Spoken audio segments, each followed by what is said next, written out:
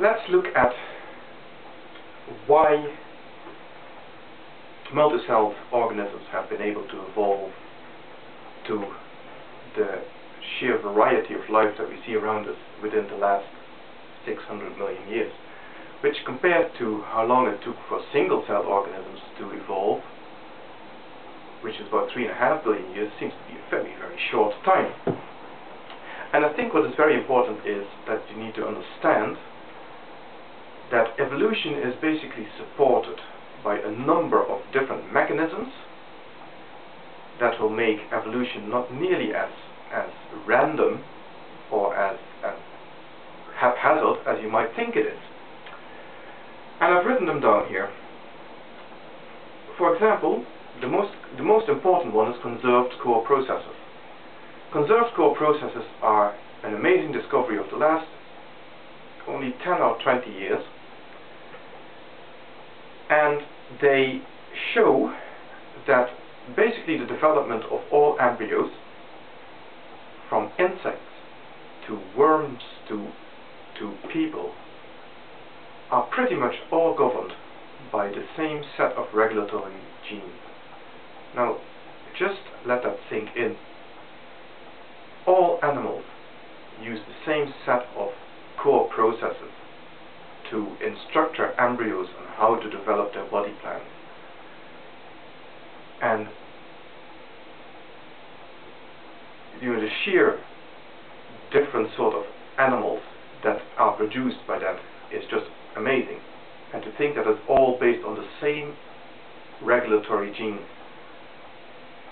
is, I think, half the explanation already on why we can have so much variation. But there's more. Deconstraint.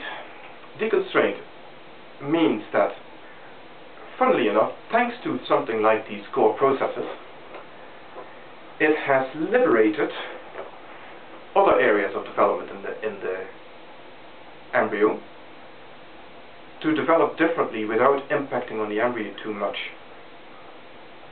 So that an evolutionary change, genetic modification, mutation or whatever, does not necessarily have to be lethal. If you imagine an organism, just an organism, and you apply a random change to that organism, it's most likely going to end up with that organism dead.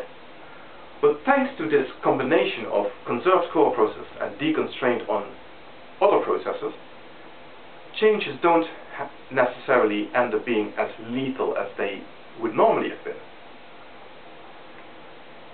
Weak linkage is mechanisms within all parts of the organism, within cells to within parts of the organism, by which input and output, input and interpretation, for example, in the brain, are only loosely linked. They are linked via different steps. And what is so enormously beneficial about it is that each of those steps can then evolve independently, allowing, for example, for evolution like star-nosed moles, where the sensory apparatus is unlike anything seen in the rest of the animal kingdom, these finger-like things on their snouts that they basically use to map out their environment because they have no light to go by on the ground. And it is something that, due to thanks to weak linkage, is possible for it to develop these constructions around its face, but then use the existing linkage to the brain to allow it to map this to its spatial coordinates. It couldn't have evolved without this sort of mechanism in place. Compartmentation is where, in the early development of an embryo, the embryo is split into different compartments where different genes are expressed differently.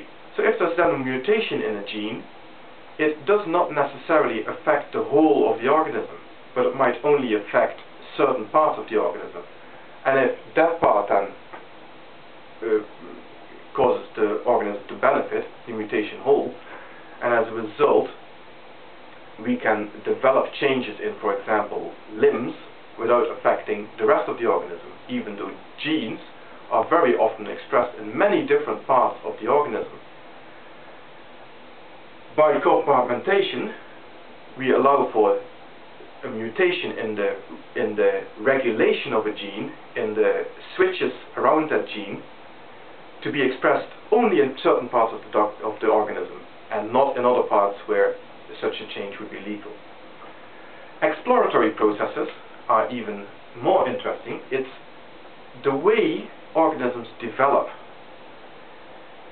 A typical example is hands. What happens in hands is that they develop by, first of all, just growing haphazardly, but then exploratory processes cause the nerves to find their way to the digits, and so then to link and allow us to actually use a hand. And the benefit of these exploratory processes is that they don't all have to be linked together very closely in order for this development to occur.